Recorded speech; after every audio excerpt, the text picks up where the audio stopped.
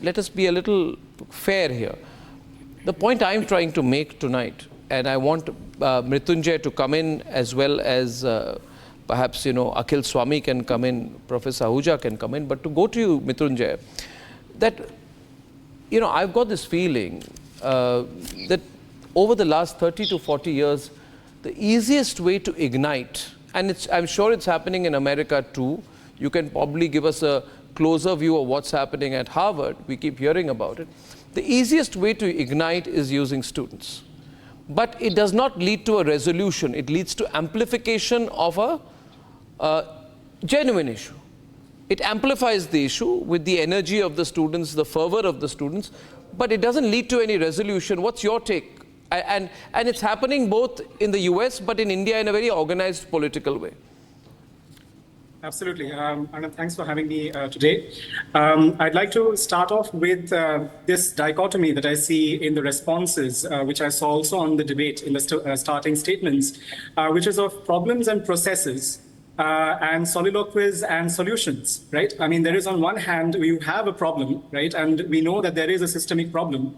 But instead of kind of offering a constructive discussion, a constructive solution to it, agitating and, working on the emotions of students is something which is outright incorrect and wrong. Now, coming to the perspective from the US, as well as I have previously been at Cambridge University as well in the UK, there are various organizations that have tried to mobilize students in a political manner so as to kind of look at various kinds of the needs and requirements and interests of students, but in a very parochial manner. They have tried to tap into insecurities, for instance. They have tried to kind of project things in a very skewed manner, so to say, as well.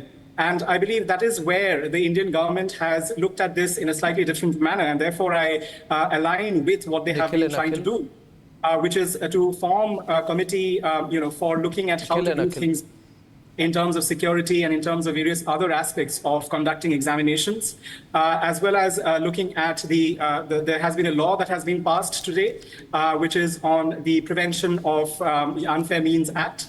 And I believe that there is a lot to do on this front, but I think mobilizing and playing on emotions is not the way ahead. I agree with you here, but it's the easiest thing to do, isn't it? I mean, you can just create a spark and already the students are very worked up and pick up an emotive issue. And when India is such a competitive place in the examination landscape, I keep joking about it, Mrityunjay.